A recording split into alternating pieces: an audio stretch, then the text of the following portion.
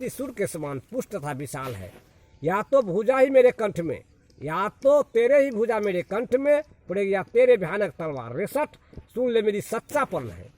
चंद्रहास रुमम परितापा रघुपति बिना अनल संतापा शीतल निशि बरसी बरधारा क सीता हरुमम दुख भारा क सीता हरुमम दुख भारा। कत चल गई पढ़ते पढ़ते याद छूट गई। मारन धावा मन तन्न कहे नीति बुझावा कह सकल निश्चर बुलाई सीता बहुविदिता सहु जाई। सीता जी के वचन सुनते ही मारने दौड़े। तब मैं दानव की पुत्री मंदोदरी ने नीति कहकर उसे समझाया। रावण ने सब राक्षसों को बुलाकर कहा कि जाकर सीता को बहुत प्रकार से भय दिखलाओ। मास दिवस महु कहा न मानना तो मैं मारब काढ़ी कृपाना।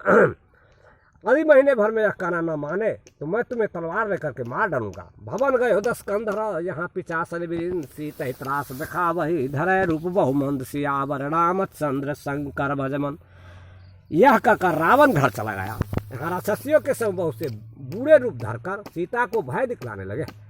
त्रिजटा नाम राक्षसनीय का राम चरण निपुण विवेका सब न बोली सुनाए सपना सीत ऐसा करो हित अपना। उसने त्रिजटा नाम की एक राक्षसनी थी। उसने श्री राम जी के चरणों में प्रीति थी और वह विवेक ज्ञान में निपुण थी। उसने सबको बुलाकर अपना स्वप्न सुनाया।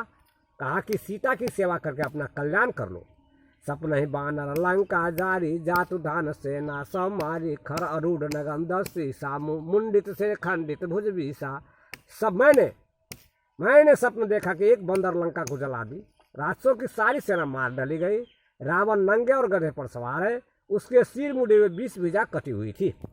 यही विधि सो दक्षिण दिशा जाई लंका मनो विभीषण पाई नगर फिर रघुवीर दोहाई तब प्रभु सीता बोली पठाई। इसी प्रकार दक्षिण दिशा यमपुरी दिशा को जा रहा और मानो लंका विभीषण ने पाई है। नगर में रामचंद्र की दोहाई फिर गई। प्रभु सीता की बुला भेजा।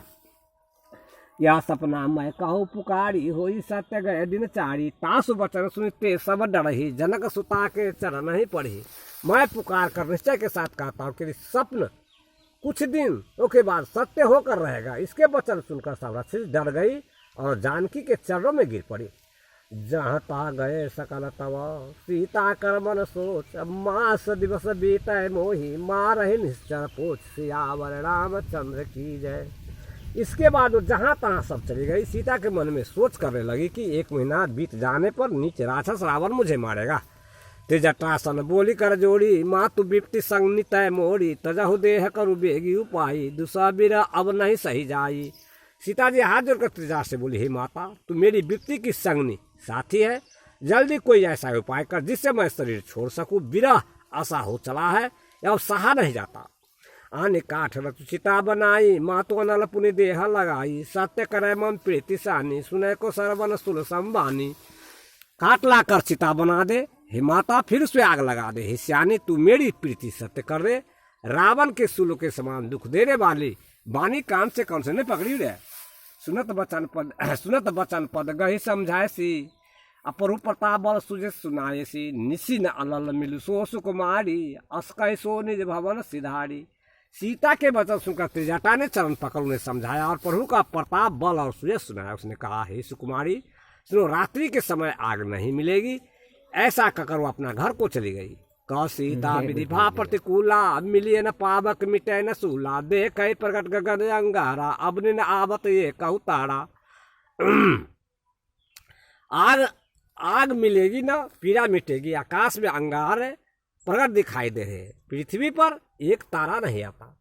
पावक मैं सती सर्वत न जागी अमान मोहि जानी हतभागी। सुनिए विनय मम बिटपा शोका असत्य नाम करु हरु मम शोका। चंद्रमा अग्निमय है किंतु वह भी मानो तुझे हतभाग्नि जानकर आग नहीं बरसाता।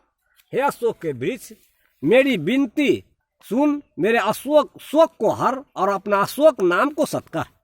नूतन कीर्ष अनल समाना देहि अग्नि जनि करहि निदाना। देखी परम व्याकुल सीता अशोचन कपि कल्प सब बीता।